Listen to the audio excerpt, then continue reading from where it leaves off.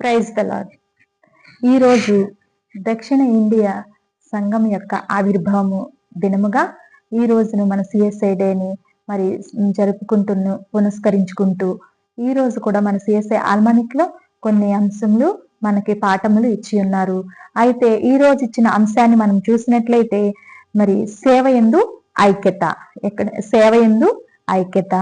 మరి బైబిల్ పాఠములు చూసినట్లయితే నిర్గమాకాండము 4వ అధ్యాయము 27 నుంచి 31 వచనముల వరకు, రెండవ పాఠముగా కొరింథీయులకు రాసిన మొదటి పత్రిక 3వ అధ్యాయము 1 నుంచి 15 వచనముల వరకు, మరి ఉత్తర ప్రత్యుత్తర పాఠ్యభాగముగా కీర్తనల గ్రంథము 28వ కీర్తన, సువార్త పాఠముగా పరిశుద్ధుడైన యోహాను రాసిన సువార్త 17వ అధ్యాయము 9 నుంచి 23 వచనముల వరకు ఈ రోజు మనకి బైబిల్ పాఠంలో ఇవ్వడం జరిగింది. మరి మొదటిగా మనం చూసినట్లయితే బైబిల్ పట్టణం నుంచి 2 వచనములు చదువుకుని తదుపరి సిఎస్ఐ మరి డే గురించి కొన్ని నిమిషాలు మనము ధ్యానించుకుందాము. మొదటిగా కొరింథీయులకు రాసిన మొదటి పత్రిక 3వ అధ్యాయము 4 నుంచి కొన్ని వచనాల వరకు చదువుకుని ప్రభునామమును మహిమపరుద్దాం. ఒకడు నేను అపొల్లో వాడనను, మరి ఒకడు నేను పౌలు వాడను అని చెప్పువాడప్పుడు మీరు ప్రకృతి సంబంధులైన మనుషులు కారా? అపొల్లో ఎవడు, పౌలు ఎవడు? పరిచారకులే కదా. ఒక్కొక్కరికి ప్రభు అనుగ్రహించిన ప్రకారము వారి ద్వారా మీరు విశ్వసించితిరి.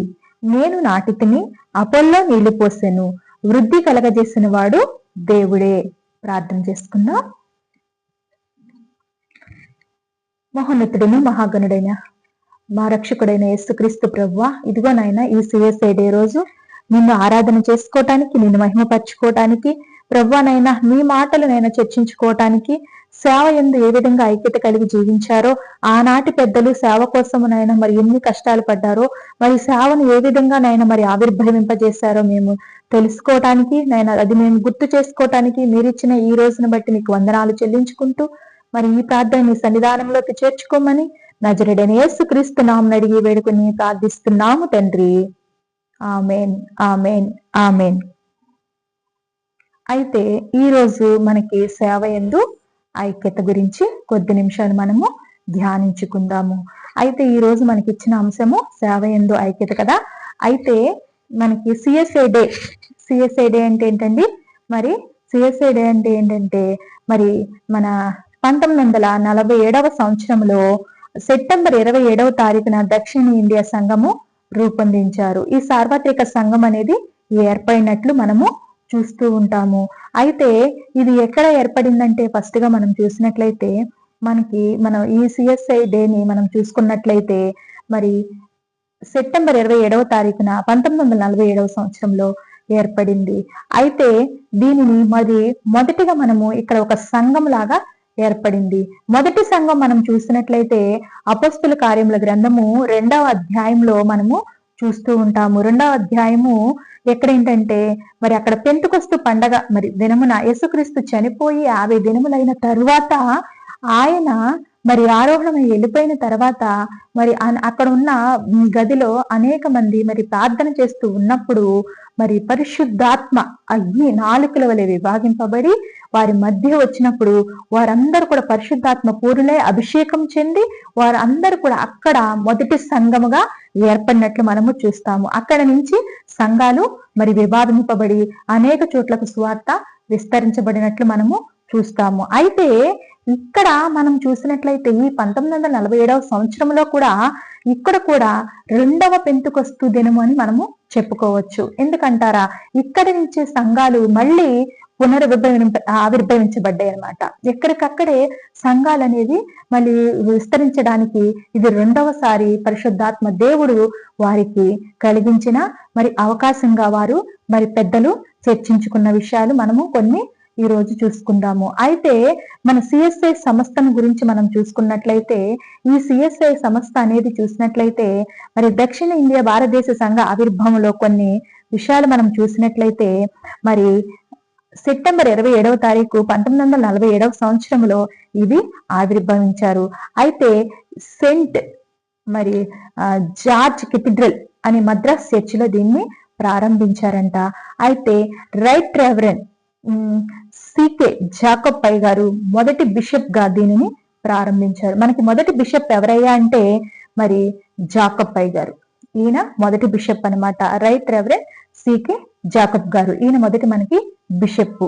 అయితే ఈయన మరి పరిచర్య అనేది చాలా బాగా చేసినట్లు చూస్తాము. భారతదేశంలో మరి సువార్త ప్రారంభం కూడా మరి క్రీస్తు శకం 52వ సంవత్సరంలో మరి తోమా గారు కూడా మరి కంగునూరు అనే మరి పిలువబడి ఓడరేవుకు వచ్చి సువార్త ప్రకటించారంట. చెన్నైలో మరి కంగునూరు అనే మరి ఓడరేవు దగ్గర ఆయన వచ్చి సువార్త చేశారంట. ఎవరు?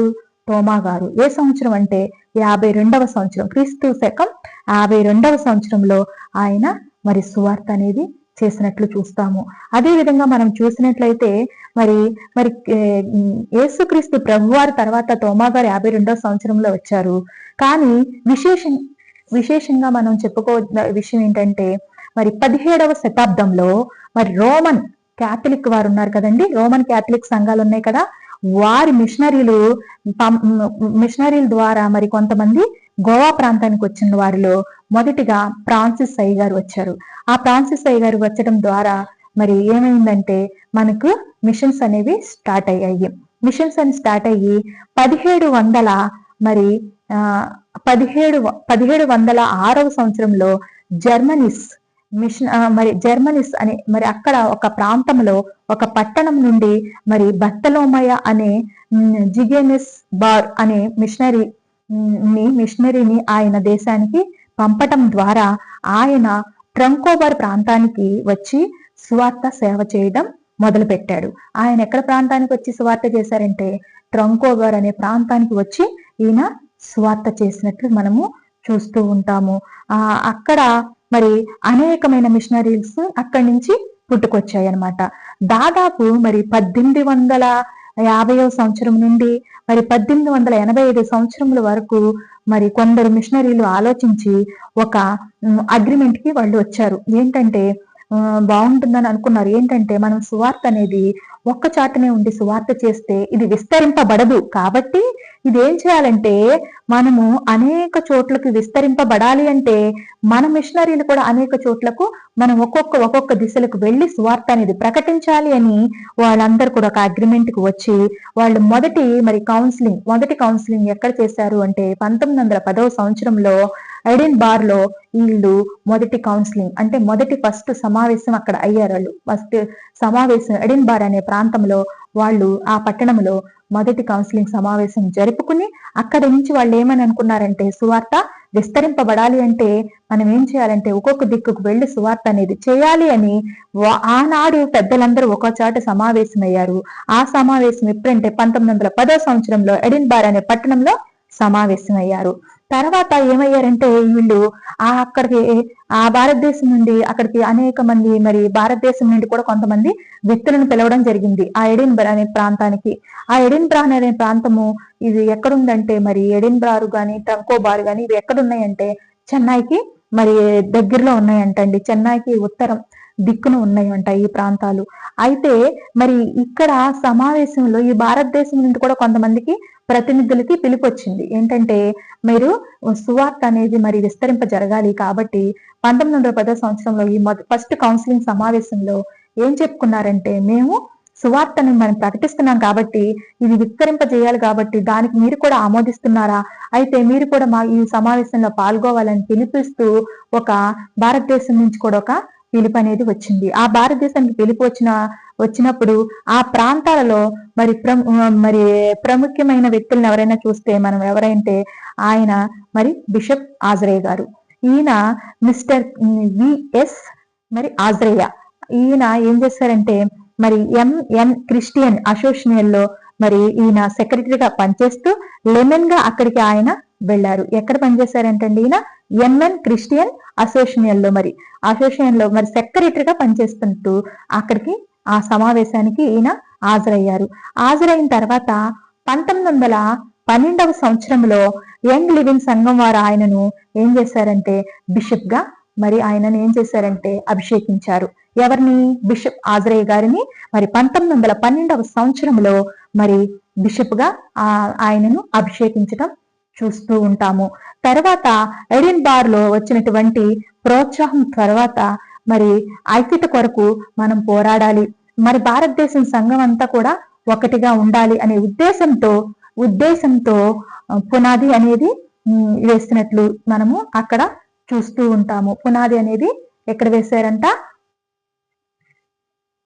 మరి అక్కడ పునాది వేయటం అనేది జరిగింది. తర్వాత మనము అదే మరి సందర్భంలో మనందరికీ తెలిసిన విషయమే ఏంటంటే, మనందరికీ జ్ఞాపకం ఉంది కదండి, మరి 1947వ సంవత్సరంలో మనకి ఏమైందండి, స్వాతంత్ర్యం వచ్చిన దినముగా మనము సెలబ్రేట్ చేసుకుంటాం కదా. అదే విధంగా భారతదేశంలో మరి అప్పుడు కూడా ఆ స్వాతంత్ర సమయం కోసం అనేక మంది వ్యక్తులు కూడా ఉద్యమాలతో పోరాటాలు జరుగుతున్న సమయంలోనే మరి వీళ్ళు కూడా సిఎస్ఐ మరి కానీ సమస్త వాళ్లే గాని అనేక మంది క్రైస్తవ ప్రతినిధులు కానీ వాళ్ళందరూ కూడా మరి సువార్త విషయంలో ఒక ఉద్యమం లాగా వాళ్ళు పోరాడినట్లు మనము చూస్తాము. అక్కడ పోరాడి మరి ఏంటంటే ఏం చేశారంటే, వాళ్ళందరూ ఏకమై ఒక సంఘంగా ఏర్పడాలని ఉద్యమాలు చేశారు. అది ఉద్యమాలు చేసిన సంవత్సరం ఏంటంటే 1910వ సంవత్సరం అన్నమాట. ఆ తర్వాత ఆవిర్భం అయ్యిందనమాట. మళ్ళీ 1919వ సంవత్సరంలో మరి బిషప్ ఆజ్రే గారు మరి డెనాకల్ అధ్యక్ష మరి మండల ఖండంలో ఆయన ఏం చేశాడంటే, అధ్యక్ష ఖండంలో డెనాకల్ అధ్యక్ష ఖండలంలో బిషప్ గా ఉండి భారతదేశ నాయకులందరినీ ఆయన ట్రంకోబర్ మీటింగ్ కి ఆహ్వానించారు. ఎవరు? బిషప్ ఆజ్రే గారు మరి డెనాకల్ అంటే అక్కడ మరి అధ్యక్ష మండలంలో ఆయన ఏం చేశాడంటే, అక్కడ భారతదేశ నాయకులందరినీ కూడా మరి ట్రంకోబర్ అనే మీటింగ్ కి ఆహ్వానించినప్పుడు ఆ ట్రంకోబార్కి మరికి వచ్చిన వారిలో 33 మంది వివిధ నాయకులు అంటే వేరు వేరే డినామినేషన్స్ వారందరూ కూడా వచ్చి మరి ఆ ట్రంకోబర్ లో మరి అక్కడ ఉన్న ఆ చెన్నై దగ్గరలో ఉన్న ఆ పట్టణానికి మరి వచ్చి ఆ ప్రాంతంలో వారందరూ కూడా ఐక్యమయ్యి అక్కడ ఐక్యత గురించి మాట్లాడటం, మనం అందరం కూడా ఒక్క ప్రాంతంలో కాకుండా అనేక ప్రాంతాలకు వెళ్లి సువార్త చేయటం అనేది చేద్దామని ఆలోచన కలిగి వాళ్ళందరూ కూడా అక్కడ వాళ్ళు మరి ఓకే అని ఒప్పుకున్నారంట. ఆయన ఎప్పుడైతే ఆహ్వానించారో కొంతమంది మేము వస్తామని ఉత్తరాలు రాశారంట.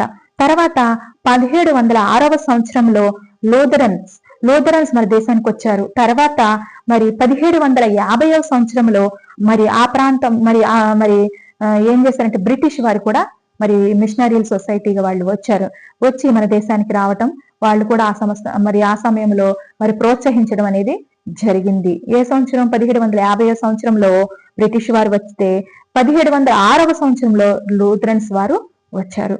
తర్వాత వీళ్ళందరూ మాట్లాడుకున్న విషయాలు ఏంటంటే, మరి ముఖ్యంగా మనం ఈ మీటింగ్ లో ఏం మాట్లాడుకున్నారంటే, వీళ్ళు మరి మనకి మన మిషనరీలు ఉంటాయి, 3 మిషనరీలుగా మనం ఉందాము, ముఖ్యంగా ఎన్ని ఉన్నా ఏం చేసుకున్నా అని ఆలోచన కలిగి వీళ్ళు ఏం చేశారంటే, మరి మొదటి మిషన్ గా సొసైటీ గాస్పుల్ మిషన్ గా ఒక 3 మరి మిషనరీలుగా ఏర్పాటు చేసుకున్నారు. మొదటి మిషను సొసైటీ గాస్పుల్ మిషను, రెండవ మిషను చర్చ్ మిషన్ సొసైటీ, మూడవ మిషన్ లండన్ మిషన్ సొసైటీ.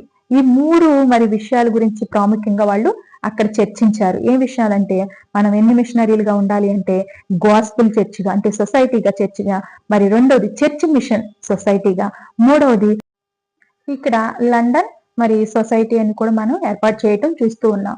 అదే విధంగా వారు 1750వ సంవత్సరం లేదా 1800 సంవత్సరంలో మన దేశానికి వచ్చారు.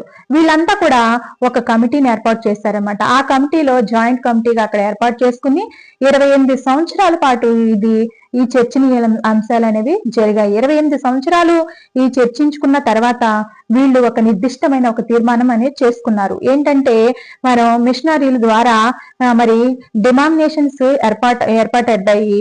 మరి ఈ డినామినేషన్స్ ద్వారా పేర్లు వేరైనప్పటికీ కూడా మరి సువార్త ఒకటే, ప్రభువు ఒక్కడే, విశ్వాసము ఒక్కటే, బాప్తిసము ఒకటే అని పరిశుద్ధ పౌలు గారు చెప్పారు కదా. మరి ఏమనంటే, మనం చదువుకున్న మరి 2వ పాఠంలో కొరింథీయులకు రాసిన పత్రికలో కూడా మనము చూసుకున్నాం అనమాట. ఎన్ని వేరైనప్పటికీ కూడా ఐక్యతగా మనము ఉండాలి, ఐక్యతగా మనము బలపడాలి అని వారు ఏం చేశారంటే మరి అది అక్కడ పౌలు గారు చెప్పిన ఒక అది సిద్ధాంతాన్ని వాళ్ళు తీసుకుని ఏం చేశారంటే మరి చిన్న చిన్న వాళ్ళకి భేదాభిప్రాయాలు అక్కడ కలిగినప్పటికీ కూడా ఇక్కడ వాళ్ళు ఒక తీర్మానం అనేది ఏర్పాటు చేసుకున్నారు. ఏంటంటే ఒక 4 ప్రాముఖ్యమైన మరి అంశాలను మనము ఐక్యతంగా ఉండాలి, ఐక్యత కలిగి జీవించాలి.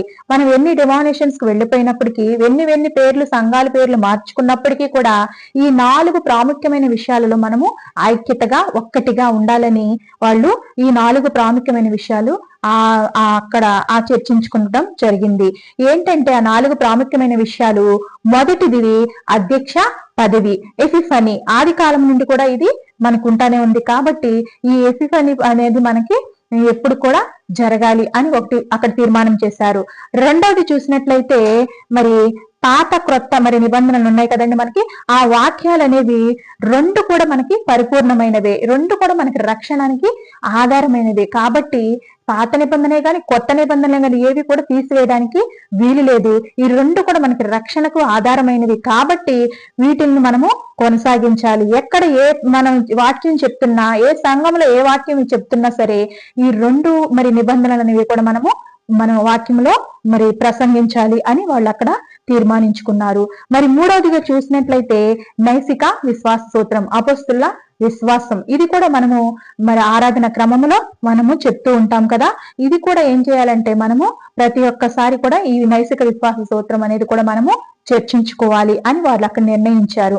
తర్వాత 4వదిగా చూసినట్లయితే క్రీస్తు వారు పెట్టిన బాప్తిసము, ప్రభు యొక్క బల్లారాధన, ప్రభు సంస్కారము. ఇది మాత్రం మనము మర్చిపోవద్దు.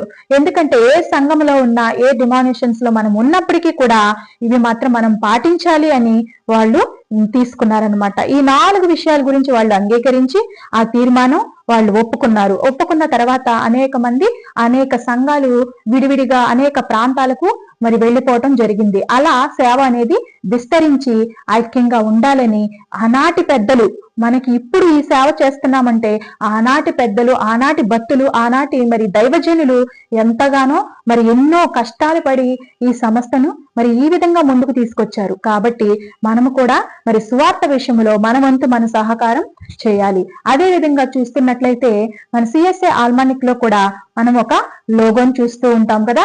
ఒక లోగోను చూస్తాము. ఏంటిదంటే ఒక సర్కిల్ ఆకారంలో ఉంటుంది. సర్కిల్ ఆకారంలో మరి క్రాస్ అని మనకి చూస్తాం కదా, క్రాస్ గుర్తుంటుంది. ఆ క్రాస్ దేనికి గుర్తంటే మరి రక్షణార్థమైన మరి వార్త, అంటే రక్షణార్థమైన పిలుపుకి ఒక గుర్తు. యేసుక్రీస్తు ప్రభువారు సిలువలో నీ కొరకు నా కొరకు చనిపోయారని ఒక ముఖ్య ఉద్దేశంతో అనమాట అది ఒక గుర్తుగా సిలువ గుర్తుంటుంది. తర్వాత దానికి వెనుక మనకి కలువ రేఖలను చూస్తూ ఉంటాము. ఆ లోగోలో చూస్తున్నాం కదా, ఆ కలువ రేఖలను చూస్తాము. ఆ కలువ రేఖలు దేనికి గుర్తంటే కమలము ఒక్క పువ్వే, కానీ రేఖలన్నీ విడిపోయినాయి, కానీ అవి ఒక్కటే. ఆ విధంగానే మరి క్రైస్తవ సంఘం అనేది ఒకటే, కానీ రేఖలు అనేవి అనేక చోట్లకి వెళ్ళి వాటి పరిమళాన్ని ఏ విధంగా మరి ఇస్తున్నాయో అదే విధంగా సువార్త అనేది అనేక చోట్లకి ఒక్కొక్క ప్రాంతానికి ఒక్కొక్క విధంగా వెళ్ళినట్లుగా ఈ కలువరేఖలు అనేది పెట్టినట్లు మనము ఈ లోగోలో చూస్తూ ఉంటాము. ఈ కలువరేఖలు ఎందుకు పెట్టారంటే మరి సువార్త అనేది మేమందరము కూడా ఒక్క క్రీస్తుని మేము ప్రకటిస్తున్నాము. ఆ క్రీస్తే యేసుక్రీస్తు ప్రభువారని, మరి యేసుక్రీస్తు ప్రభువారి శిలువ త్యాగానికి గుర్తుగా మరి శిలువ గుర్తును మనం చూస్తాము. తర్వాత మంటలు కూడా మనకి కొంచెం కనిపిస్తూ ఉంటాయి చూడండి. ఆ మంటలు కూడా దేనికి గుర్తంటే పరిశుద్ధాత్మకు గుర్తు. మరి అపొస్తల కార్యముల గ్రంథము 2వ అధ్యాయంలో మరి పెంతెకొస్తు పండుగ దినం వచ్చినప్పుడు అక్కడ ఆ స్థలమంతా కూడా మరి పరిశుద్ధాత్మ దిగివచ్చి అగ్ని జ్వాలల వంటి పరిశుద్ధాత్మ దిగివచ్చి వారి మీద వ్రాలగా వాళ్ళందరూ కూడా మరి పరిశుద్ధాత్మ శక్తిని పొందుకుని వారందరూ కూడా అభిషేకించబడ్డారు. అదే విధముగా గుర్తుగా మరి ఈ 2వ సంఘము కూడా క్రీస్తుకు సాదృశ్యంగా ఉండాలి. కాబట్టి వీళ్ళు ఏం చేశారంటే పరిశుద్ధాత్మ అనేది ఈ సంఘాల మీద ఉండాలి అని గుర్తుతో మరి అభిషేకంతో వాళ్ళు ఇది పరిశుద్ధాత్మకు మంటలుగా పెట్టినట్లు మనము చూస్తూ ఉంటాము. మరి అదే విధంగా మనం చూసినట్లయితే దీనిలో మనము అక్కడక్కడ చూస్తూ ఉంటాం కదా, చర్చ్ ఆఫ్ సౌత్ ఇండియా, దక్షిణ భారతదేశ మనం కూడా ఇక్కడ చూస్తూ ఉన్నాము. చర్చ్ ఆఫ్ సౌత్ ఇండియా ఇక్కడ మనం చూస్తున్నాం కదా, that they all may be one. అంటే ఏంటంటే మనమంతా కూడా ఒక్కటే, అందరము కూడా ఒక్కటే, అందరం కూడా ఒకే క్రీస్తుని ప్రకటిస్తున్నాము, ఒక్కటే అనే ఐక్యతకి గుర్తుగా ఈ లోగోను పెట్టడం జరిగింది. ఈ విధంగా మనము సువార్తను ఏ విధంగా ప్రకటిస్తున్నాము, ఐక్యతగా కలిగి ప్రకటిస్తూ మరి సువార్తను ఇంకా ముందుకు సాగాలి అంటే మనం సేవలో ఐక్యత కలిగి ఉండాలి అని మరి ఈ సంఘమును మరి ఈ రోజు మనం ఈ సిఎస్ఏ మరి డేని జరుపుకోవడానికి ఈ రోజు మనకి ఇచ్చినందుకు ఆ దేవాతి దేవునికి మరి వందనాలు చెల్లించుకుంటూ మరి ఈ కొద్ది నిమిషములు ఈ వాక్యమును చెప్పడానికి మరి ఈ సిఎస్ఏ డే గురించి మనము మాట్లాడుకోవడానికి దేవుడు మనకి ఇచ్చిన ఈ అవకాశాన్ని బట్టి మరి వందనాలు చెల్లించుకుంటూ మనము కూడా సేవలో ఐక్యత కలిగి ముందుకు కొనసాగాలని కోరుకుంటూ ఏ సంఘాలు ఏవైనప్పటికీ కూడా వేరు సంఘాలు అయినప్పటికీ కూడా మనమందరం కూడా ఒకటిగా ఉంటూ సేవను ముందుకి ప్రోత్సహించాలని కోరుకుంటూ మరి ఇలాంటి మంచి అవకాశం ఇచ్చిన దేవాతి దేవునికి వందనాలు తెలియజేసుకుంటూ ఈ మాటలు ముగిస్తున్నాను.